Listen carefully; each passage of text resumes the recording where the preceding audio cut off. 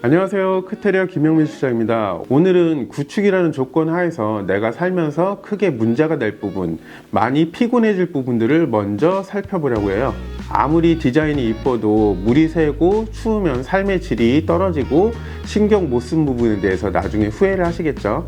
그럼 첫째로 구축 아파트에서 가장 먼저 해야 되는 한 가지, 수도 배관 교체. 이렇게 말하니까 구축에서는 수도 배관은 무조건 교체해야 되냐? 그게 아니라 먼저 우리 집 수도 배관이 무슨 배관으로 되어 있냐를 봐야 되는데, 90년대 대단지 아파트의 경우에는 PB 배관으로 되어 있는 경우도 있어서 이 경우에는 교체하실 필요가 없고요. 수도 배관이 묻혀 있는데 어디서 보냐? 일단은 수도 계량기에서 연결돼서 나오는 부분에서 확인할 수 있고, 또 하나는 싱크대 앵글 밸브라고 수도가 연결되어 있는 벽체에서 나오는 부분도 확인할 수가 있어요. 그리고 개별 난방이라면 간단하게 보일러에 연결된 인아웃 수도 배관을 보면 쉽게 확인하실 수 있어요. 구축 아파트 수도 배관 종류는 크게 강간, 동배관, PPC 배관 이렇게 되어 있는데, 강간으로 된 수도 배관은 주로 백관으로 되어 있어서 94년도 이후에는 사용이 중지되었는데, 94년 이전에 지은 아파트들 중 일부에서만 사용되어서 슬러지나 용접, 연결부 등이 취약해서 무조건 교체해야 되는 배관이고요. 동배관은 구리로 된 배관인데 주로 용접으로 배관을 연결해 주었는데, 이 부분이 지속적으로 압을 받으면서 천공이 돼서 누수가 발생을 하고요. PPC 배관은 노란색 플라스틱으로 된 배관인데 열풍기로 늘린 다음에 융착식으로 시공되어 있는 배관이라서 열에 약하고 주로 온수 부분 쪽이 많이 터지는데, 2000년대 이후에도 많이 사용돼서 구축이 아니더라도 한번 점검해 보시고 가능하면 교체하시는 쪽이 좋습니다. 앞서 말씀드린 수도 배관 같은 경우에도 아파트별로 그리고 작업자의 숙련도에 따라서 같은 배관이라도 누수가 잘 되는 곳이 있고 덜한 곳이 있는데, 요즘 많이 하시는 PB 배관으로 교체 시에는 전체 교체 비용이 20평에서 30평 기준 250에서 300 정도 하는데, 나중에 큰 불상사를 막기 위해서 하시는 쪽이 좋겠죠. 두 번째로 샤시 교체. 저 같은 경우에는 상담 시에 가족 구성원이나 나이를 물어보는데, 그 이유가 뭐 호구조사 하시려는 게 아니라 미취학 아동이나 신생아가 있는 경우에는 아무래도 우선적으로 꼭 해야 되는 부분이라서 이런 부분 안내를 위해서 주거 잡은 연령이나 구성을 여쭤보고요.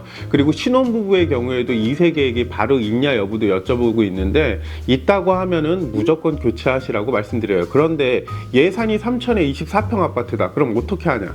이런 경우에는 상담을 통해서 전에 콘텐츠에서 말씀드린 공사 항목에서 플러스 마이너스 부분을 찾아서 안내해 드리고 있고요. 그럼에도 이 부분이 힘들다, 그럼 최소한 확장구나 안방은 이중 PVC 창으로 교체해야 되는데, 확장창 같은 경우에는 간혹 비용 때문에 덧창으로 시공을 요청하시는 경우도 있고, 근데 알루미늄 샤시에 PVC 창호를 시공하면 소재가 다르기 때문에 온도에 따른 물성 변화도 다르게 일어나고, 그렇게 되면 유격이 생겨서 우풍을 막지를 못하고요.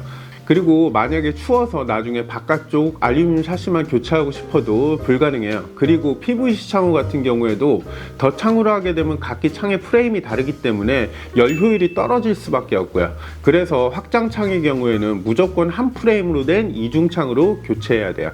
그리고 안방창의 경우에는 다른 방들보다 창이 큰 경우가 많고 사람이 수면 시에 체온이 떨어지기 때문에 건강상으로라도 이중창으로 교체해 주시는 게 당연히 좋겠죠. 자, 세 번째로는 우수관 처리. 이 부분은 확장 시에 내부로 우수관이 들어올 때 처리해야 되는 부분인데, 우수관의 경우에는 내부 발코니에서 빠져나가는 물구멍이 전체 배관하고 연결되어 있어서 만약에 위에서 물을 쓰거나 비가 올 때 물이 튀어서 내부로 들어오게 됩니다. 이럴 경우에는 확장이 되어 있으면 하부에서 물이 젖어서 바닥재에 손상이 오고, 그렇게 되면 나중에 마루 뜯고 바닥 깨고 방수하고 피곤하겠죠. 그래서 웬만하면 배수구를 없애고 직결로 우수관을 연결시켜 주거나, 최소한 우수관 주변을 막아서 방수 처리를 해주면 내부로 물이 들어와서 하자가 발생하는 부분을 막을 수가 있고요. 우수관을 감싸면서 보온재로 한 번 더 감싸주면 물이 내려가는 소음도 어느 정도 줄일 수가 있어서 그 처리 또한 같이 해주면 좋습니다.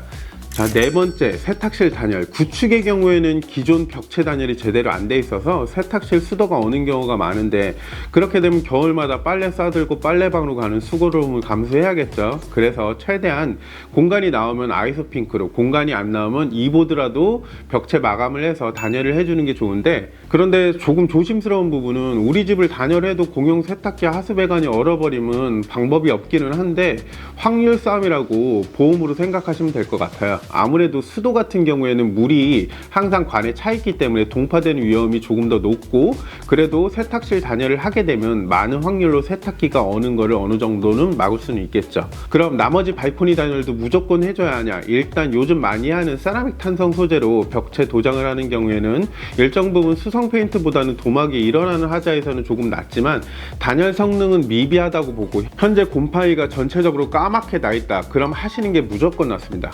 그런데 단열 시공을 하더라도 겨울철 환기를 안 하고 물건을 벽에 붙여서 공기 흐름을 막으면 곰팡이는 100% 다시 올라와요. 일단 1차로 단열, 2차는 관리가 중요하겠죠. 다섯 번째, 문짝, 문틀의 교체. 구축은 문짝이 전부 목문으로 되어 있죠. 그런 경우에는 시간이 지나면 수축 팽창을 하고 비틀림이 생겨서 문틀에 닿거나 문짝이 안 닫히는 경우가 발생하는데, 특히 욕실문의 경우에는 물을 아무리 조심해서 써도 문짝에 물이 묻을 수밖에 없죠. 그러면은 시간이 지나면 그 부분이 썩을 수밖에 없어요. 그래서 구축의 경우에는 비용이 나가더라도 ABS 소재 도어로 문짝을 교체해 주는 게 좋은데, 경량이기 때문에 문이 처지는 일도 드물고 물을 먹지가 않으니까 썩을 일도 없겠죠. 그럼 문틀은 어떻게 해야 되냐?